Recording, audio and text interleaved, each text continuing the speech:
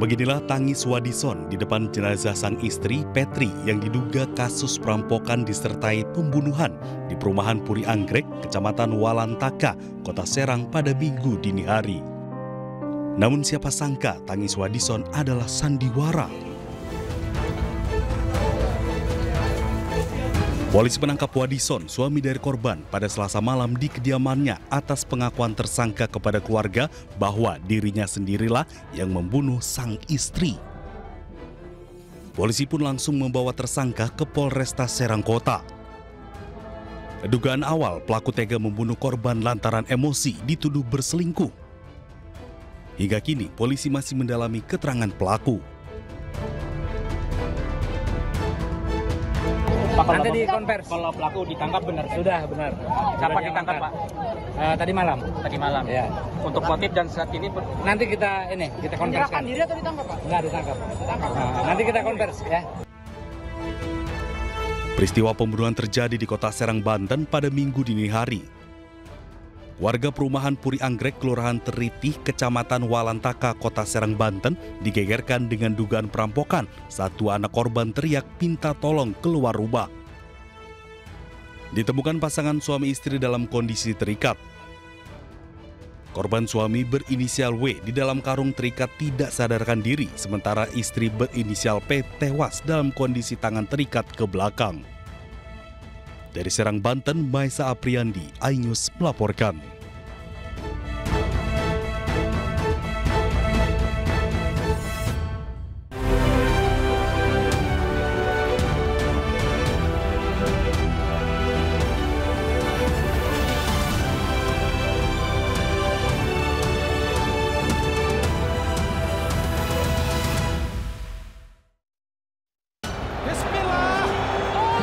Laga Timnas Indonesia kontra Cina merampungkan babak pertama.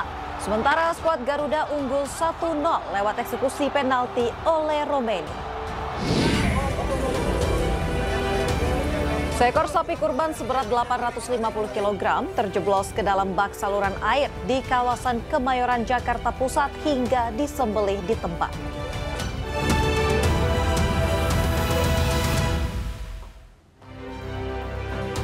Laga Timnas Indonesia kontra Cina merampungkan babak pertama. Untuk sementara, skuad Garuda unggul 1-0 lewat eksekusi penalti oleh Romeni. Bersama saya Aulia Wardani, inilah iNews Malam selengkapnya.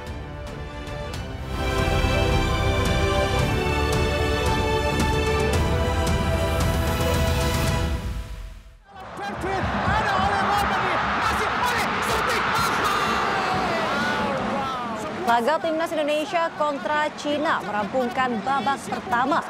Untuk sementara, skuad Garuda unggul 1-0 lewat eksekusi penalti oleh Romeni.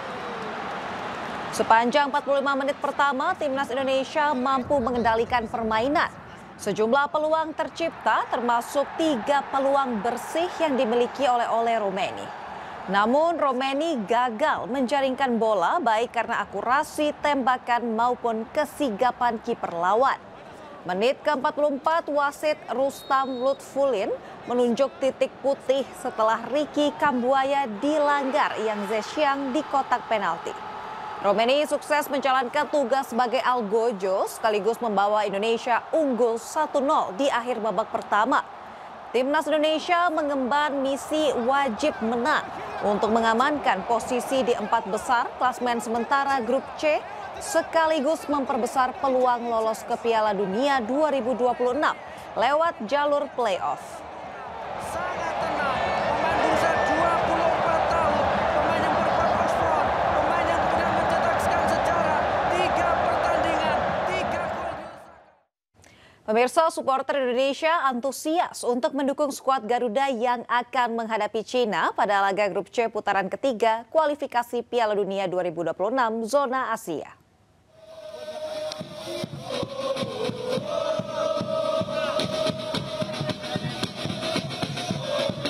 Para pendukung bernyanyi sambil menyalakan suar sebagai tanda mereka siap menjadi pemain ke-12 bagi Timnas Indonesia.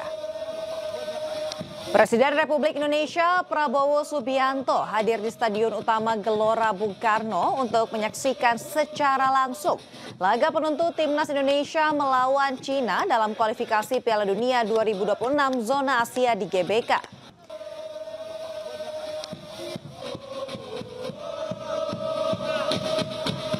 Prabowo tiba di Stadion GBK Jakarta sekitar pukul 20.19 waktu Indonesia Barat. Presiden didampingi Seskap Teddy Indrawijaya dan pengawalan ketat dari Pas Pampres. Prabowo nampak menggunakan jersey Timnas Indonesia berwarna merah berbalut jaket berwarna putih disambut langsung Ketua Umum PSSI Erick Thohir.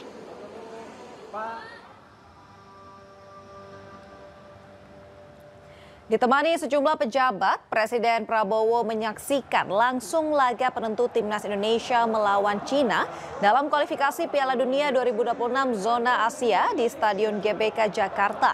Sejauh ini Garuda telah mengumpulkan 9 poin dari 8 pertandingan dan kini menempati posisi keempat grup C kualifikasi Piala Dunia 2026 zona Asia.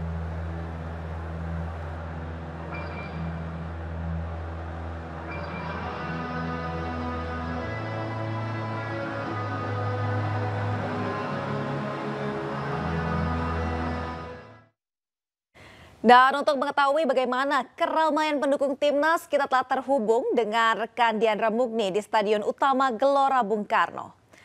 Selamat malam Diandra, seperti apa jalannya pertandingan dan keseruan yang ada di sana?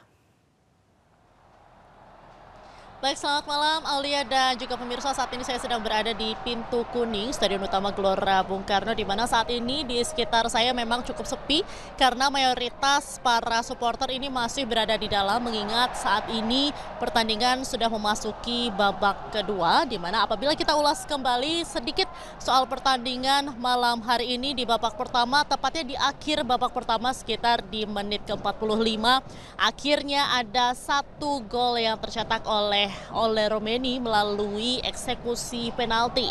Kemudian penalti tadi sebetulnya juga dilakukan karena Kambuaya atau Ricky Kambuaya ini dijegal pemain Cina Sesiang di kotak penalti yang membuahkan penalti untuk Indonesia di menit ke-45 akhirnya. Kemudian saat ini juga apabila kita dengar, Aulia dan juga pemirsa, ini riuh penonton di dalam Stadion Utama Gelora Bung Karno, terus terdengar dukungan bagi Timnas Indonesia.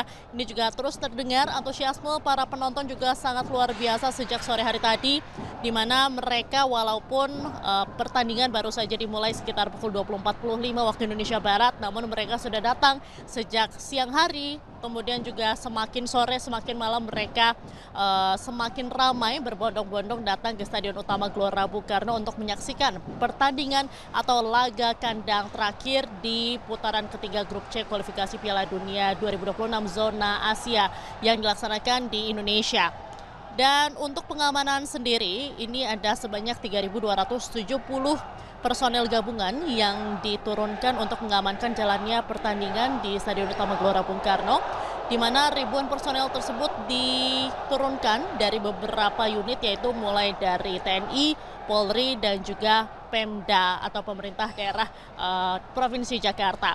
Sementara itu, untuk supporter Timnas Indonesia dan supporter Timnas Cina ini juga sangat ramai. Tidak hanya supporter saja, pada malam hari ini juga turut datang sejumlah pejabat seperti Presiden RI, Presiden Prabowo Subianto, kemudian juga Ketua Umum PSSI Erick Thohir, lalu juga didampingi beberapa Menteri Kabinet Merah Putih. Tadi kami melihat ada Menteri Perumahan Rakyat Marwarar Sirait, kemudian juga ada Seskap Teddy Indrawijaya, lalu juga ada Ketua DPD RI Sultan Batugana dan beberapa jajaran pejabat lainnya.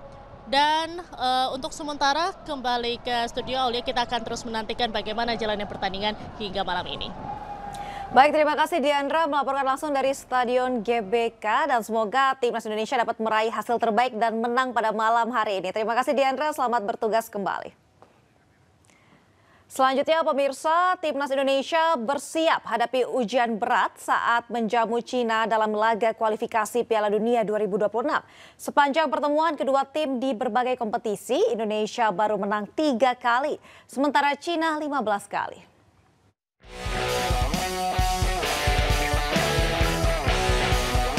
Timnas Indonesia akan menjamu Cina di Stadion Utama Gelora Bung Karno, Jakarta pada laga grup C putaran ketiga kualifikasi Piala Dunia 2026 zona Asia. Melakoni duel ini, tim Garuda dibayangi kutukan 38 tahun tidak pernah menang. Dari 22 kali pertemuan di seluruh ajang, Timnas Indonesia hanya 3 kali menang, sementara Cina mendominasi dengan 15 kali kemenangan. Kekalahan Indonesia di kualifikasi Piala Dunia 2026 Oktober tahun lalu menjadi bukti terbaru superioritas Cina.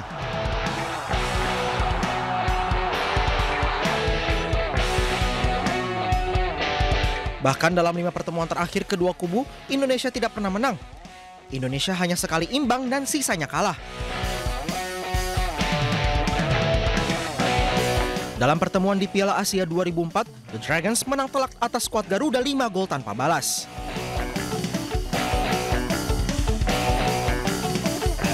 Menghadapi Cina kembali, Indonesia punya bekal bagus. Dari 5 pertandingan terakhir, Jay Itzens dan kawan-kawan berhasil menang atas Arab Saudi dan Bahrain. Kedua kemenangan diraih saat laga dimainkan di GBK.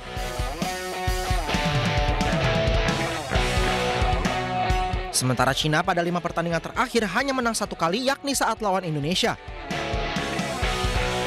4 pertandingan setelahnya menelan kekalahan, termasuk melawan Arab Saudi dan Australia. Catatan minor atas Cina menjadi alarm bagi skuad Patrick Kluivert.